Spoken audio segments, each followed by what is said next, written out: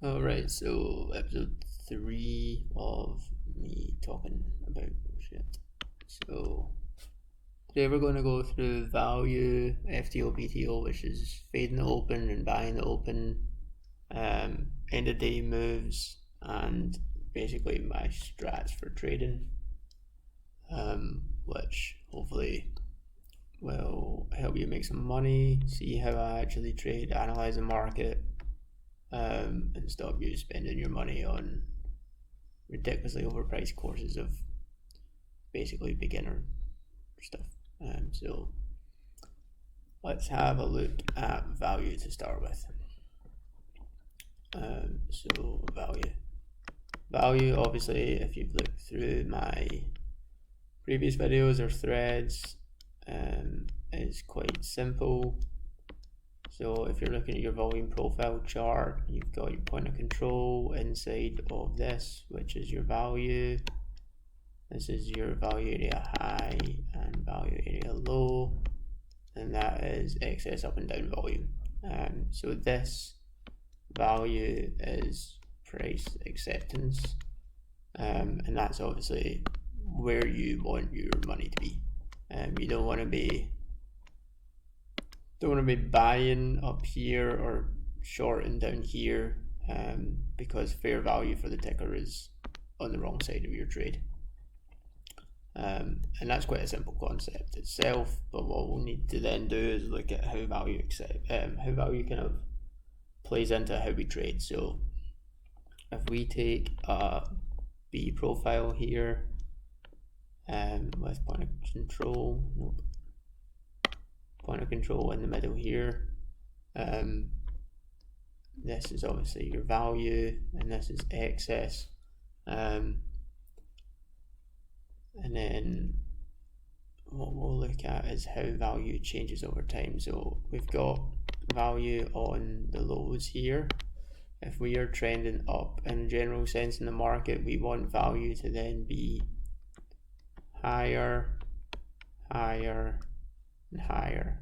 I'm using different profiles there, but it doesn't really matter which profile they are. You just want your value to be moving up with price, and that is a true strong trend, right? So that's what we want in trends. If you see your value not doing that, in the sense it does this,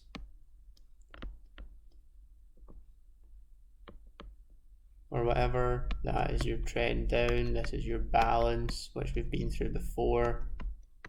So your balance, you start looking to get out of this trade and either look for a next trade up on your scales or whatever you've got left, or to flip and play down the way, depending where value is accepted in the balance, basically, and how the balance laws played out.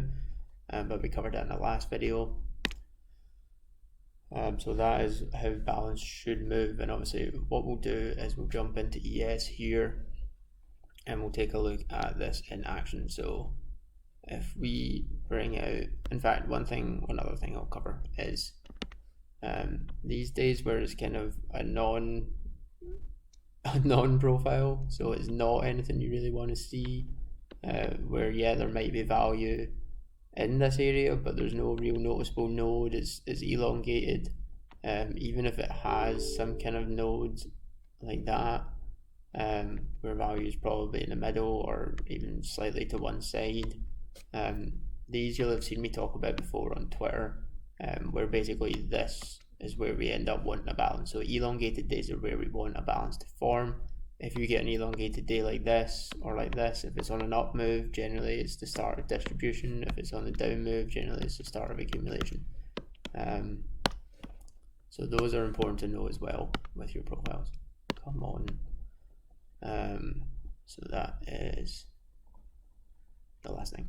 And now we will look at ES. So if we take this last trend move here from the lows, and we will snippy this,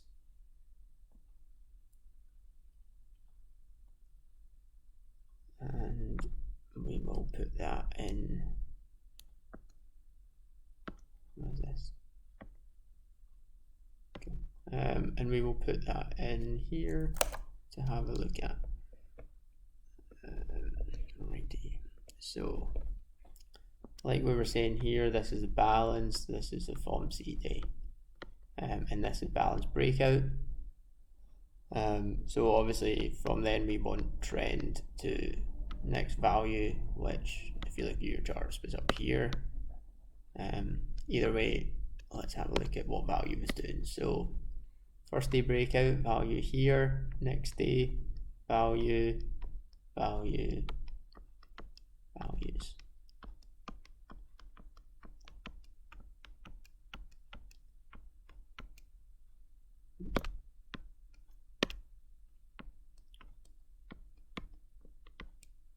Right, so what can we see with this value movement? So we've got first day here, value is up outside of balance, point of control is here, next day value is higher and played off point of control. So value was accepted here, price was accepted.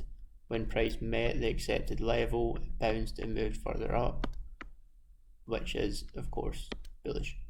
So value moved up again. Next day value moved up, value didn't overlap at all, and that is why we spike in the end of day, which I'll get onto later on. Next day here, value filled in, so this is one of those elongated profiles that I was just talking about, and obviously that formed a balance day, where we filled in the low volume node in there. And then what we have here is an island day. This is basically an island day as well because it's balanced in an island. This is an island day where it doesn't overlap on either side, and again it's another one of your elongated profiles, and then we start another balance. So you can kind of see how that works in terms of the market. So value is up, up, up, inside, up, inside, inside, up, up, inside. You can see where the inside days basically make your next trend, and that's all really important. So balance, balance, balance, balance, and balance. So you can see this was the initial bullish trend, and then we started balancing, balancing, balancing, balancing, and eventually we trade down. When we start these balances and price starts to not get accepted above the last price quite as quickly or as often, we can tend to look to start slowing down and have a pullback in reverse. So that is kind of trend analysis in terms of value acceptance, and what we'll look at next is what we can do with value intraday. So intraday value. So a couple of rules here to go through. So one, this is when we get onto that end of day spike. So if we have value here on one day, regardless of where excess is, and value the next day, regardless of where excess is, if this is accepted higher, there's no overlap, then end of day we can expect a spike. Same obviously if we are down, no value overlap, we can expect a spike down end of day. So that is an law. Rule number 2, if we have value here and we do spike down end of day without value moving down, what we can expect next day is at least to test value. If this was a day there like this, value is probably here, we can expect to move higher than this day. If we accept over this middle day's value, then we can move higher again, and that obviously comes into your inside balance laws. So if we look at these now, and what we can do is we can zoom in on this little area here. Yes, in here. That looks about right. And we'll take this here. Go.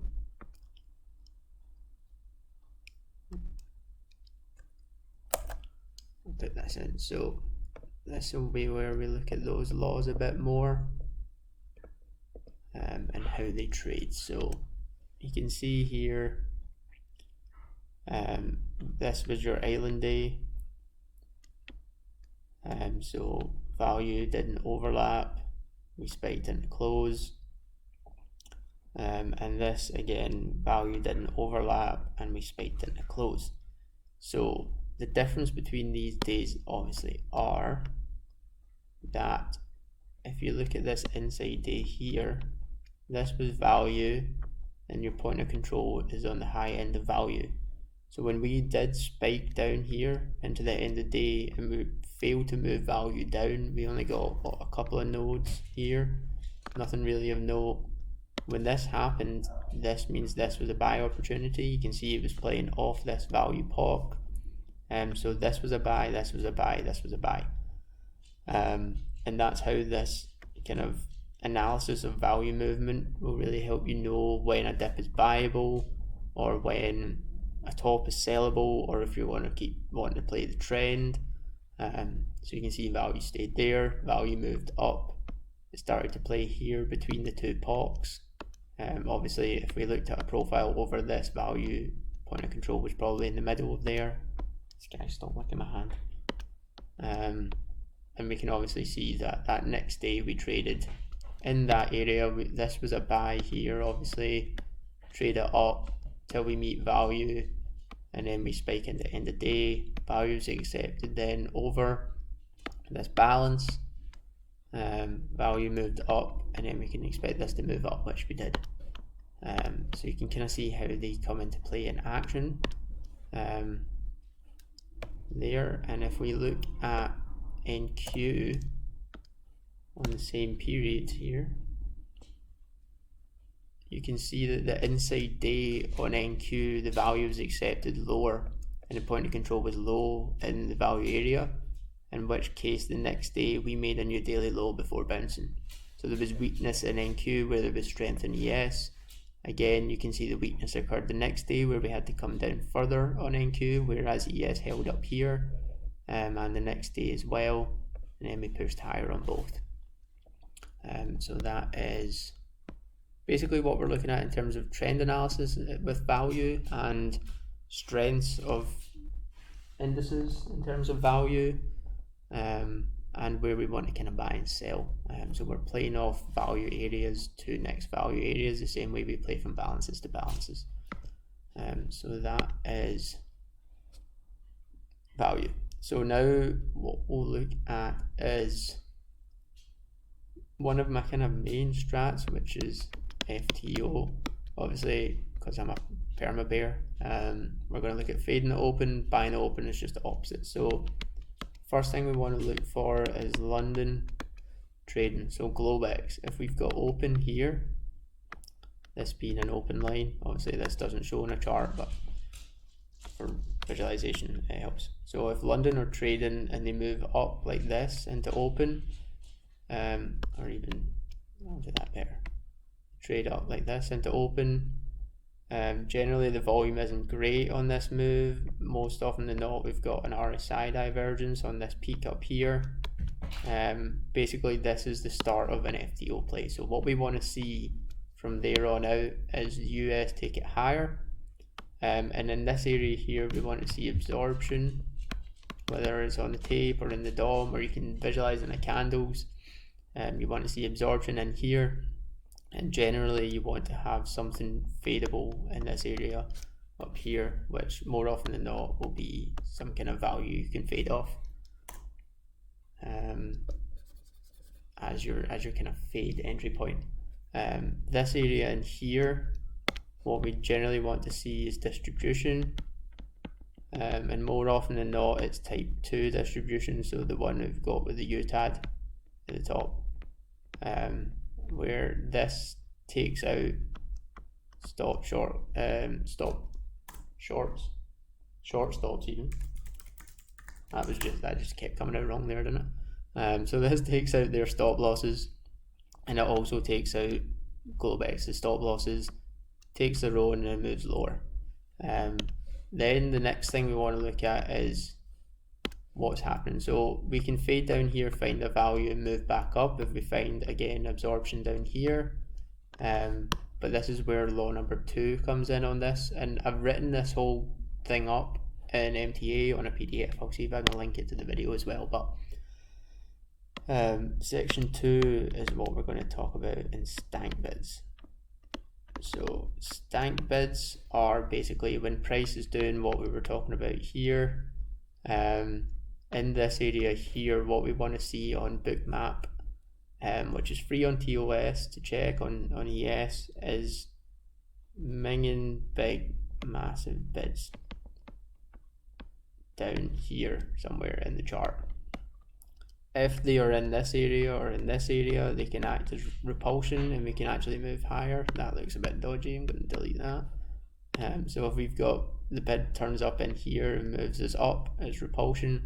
If the bid turns up quite far down here, is a magnet for price. So generally we're looking at like 1500 lots plus. There was a day quite a while back, I'm sure if you're on Twitter you follow Horse, he posted it really well. I've got examples of it in that PDF, but 3000 lots turned up down here. Basically we moved down, lower hide, that was your sell if you didn't sell the Wyckoff, and you could just trend it down all day. And those are not offside delta ones because obviously there is a reason for them going there, they want to go there, no one's offside when it fills. So that is the stank bid part, and that's what kind of takes the FTO from fading the open to trending the open and holding all day, or at least holding until you've got a reason not to hold. Obviously not saying take profits, definitely take profits, but you can kind of fade it, and that's where more often than not I will take options as well. And the last part I want to talk to about this is proggers, what we call them, or program candles. So if you jump onto your kind of large caps, and if I'm on clean energy, ignore that. We go on to FANG here, and you go on to SPY. So this should exist on TOS, TV. TOS, I think you might need to have your charts open. Trading View, you do not. And you can see these program candles come in. So like this one here, we've got this one here which wasn't filled, but this can be generally a good indication of where it's going to go up to or down to before moving somewhere else. So if we are trading London and we've got a program that goes up to like here, we can expect the US to take it up, at least fill that, if not tip over it, take their sells and go lower. If we've got one down to here, we can see them come down, go lower, and then try and trade up. Obviously they could just keep trading down, or they could just keep trading up, but this program candle is quite a good initial stage of where you want to take profits, or watch the kind of tape and see what's happening. So that's the kind of main parts of the fade the open strategy, and the last part of it is what I want to talk about just now, which is VWAP plus minus 2 deviations, which if you follow me on Twitter you'll have seen me talk about. If you're in MTA, if you're in Ken's Discord, which I was in yesterday, you'll have seen me talk about them as well. These are really important. So I have monthly and weekly ones. Those are for swing analysis on where I want to take profits, and session one is what I want to go through today. So obviously it starts and the volatility expands, where you've got second div up, second deviation down, and your VWAP in here. If price is trading along, goes up and spikes out, and we get a wick where the candle body closes underneath. Try that again. The candle body closes under here, and we've got that wick. We can target VWAP, then we can target second deviation low. Again, if we wick down here, we can target VWAP, and we can target second deviation high. Or if we fail to target VWAP, we can trade and fade the deviation for the rest of the day. And that's basically what this is about. So this comes into the fade to open strat as well. And we'll look at that kind of in action just now. So if we go onto ES again and we look at this over here, we can kind of link in everything we've been through so far today. Here we go. In fact, this will take a little bit extra. We'll go through what's actually happening just now as well.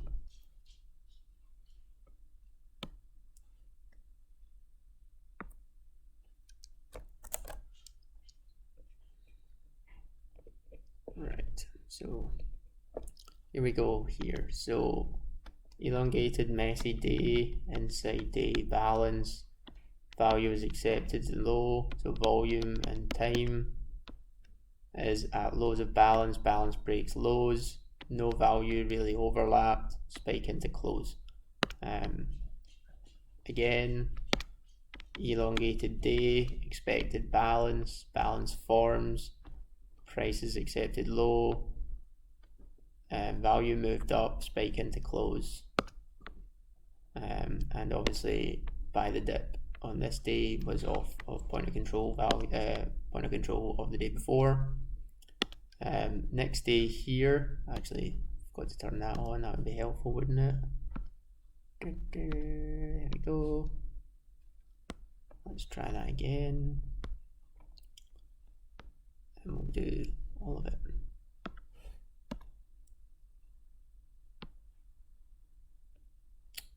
Stop. You can see I have already made this video, but I did it without sound, so we're doing it again. Right, let's bring this one in.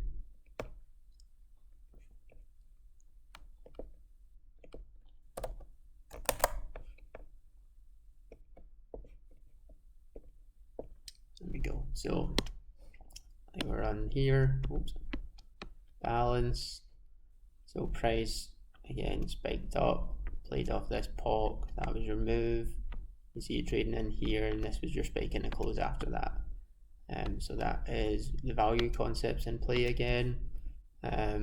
Next day here, value broke under this value, broke under point of control from the first day here, spike into close. Enough volume down here that it was traded up and failed. Value, overlapping value, value accepted higher, Wyckoff played off lows up to this, either breaks into balance and moves higher to fix these poor highs, which I'm sure you can learn about, or it fails back lower. And now if we look at how we did this in terms of fading open, buying open, trading VWAPs. So trading up here, you can see every time we broke out of the deviation, we tested VWAP, broke out of the deviation, tested VWAP, broke out of the deviation into VWAP. Again, here, VWAP and then lows, here, VWAP and then lows, broke out, went to highs, broke out, went to VWAP, then traded to deviation. So this whole day was a trend day down the deviations where you might have got stopped once it broke the lows. Again, here, broke the deviation low, back to VWAP, really big end of day spill, and it was obviously because point of control was high in value, so it was sensible to push back up the value into close. So that's the end of day strat as well. If we look here and here, which was the initial fade on this, we pushed over this point of control into this balance point of control. That's a poor line, that's very squint. Let's draw that here, nope. This point of control was probably in this area. Went up, tested it, failed off it, broke out the deviation down to low, broke out the deviation down to low, couldn't reclaim VWAP, trended the whole day down the second deviation, broke the lows and bounced slightly into close. Again, London the next day, took the second deviation, couldn't retake VWAP, trended the whole way down the second deviation into close. And then yesterday, broke the lows on what was an order block of Wyckoff type 2 accumulation with the spring. Spring tested previous lows, shorts covered, broke the second deviation, went to VWAP, first scale, went to second deviation, second scale. Values accepted higher, so played spike into close. Now we're trading in that range there. So I hope that makes sense in terms of why I use second deviations, and how they kind of can play into fade and open, and how they play into values and stuff as well. So that kind of links all the videos we've done so far together. So we can link those all. Obviously, fade to open, I'll put that document up. The VWAP strat, you can learn it, you can ask me questions.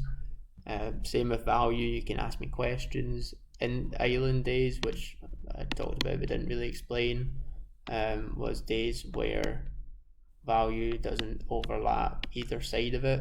If we trade up and come back down, this is generally a good place for a bounce. If we're lower and we come up, this is a good time for a sell, because it's untested value basically. So that's an Island Day as well. So I hope this all made sense. I mean, this is how I trade. These are my strats. This is how I trade and make money. So hopefully it helps you do the same. Not too many people just openly give their strats away, but why not? It's not going to move ES too much with the 1,000 followers I have. And hopefully it will stop you paying $100 a month for someone to draw a box. So hopefully that helps. What we'll move on to in the next video is a kind of live trading. So episode 4 will be live. Maybe not. No, it won't be live trading. That's probably a bad idea because I've got too many screens. We'll do review trades. So I'll go through. I'll find my entries and exits for a day, and I'll mark them on the chart. And I'll show you where I was entering, what I was looking at, where my stops were, where I was taking profits, because obviously having all this knowledge and watching these videos and reading threads and learning and backtesting helps, but until you can actually work out how to put it into practice, it's just unusable knowledge really, and you're still going to probably lose money and get stopped out a lot, which is what I see quite often. And I mean, that's the same for any strats, the same with Emu's fibs. Unless you can see what he sees with them, it's just a fib on your screen. You really need to work out where to enter, what you want to see on entries, and play off that. Again, I'll try and get the PDF attached to the video, so you can see the FTO strat. If not, just join MTA. It's sitting in the Futures Education room. You can download it. Questions, just feel free to ask them in MTA on Twitter, doesn't matter. And I'll do my best to answer them as much as I possibly can. And yeah, hopefully you make some money using these strats, because it takes me a while to kind of develop them and learn all this myself. And what's that, the last 28 minutes, hopefully you've learned everything that took me several months to develop. So let me know if anyone plays the VWAP strat or the FTO or buying the open or the end of day value moves, and if they work or not for you. And if you have any troubles, hit me up. Maybe I've just forgotten to explain part of it. Like VWAP, obviously second deviation, we want that out and we want volume in that wick before we can look for the trade back up to VWAP, and whatever it wants to do after that. Little things like what's volume doing, what your MAs are doing, things like that, you might want to ask about unless you already know those things or not. But yeah, hope it helps. Cheers.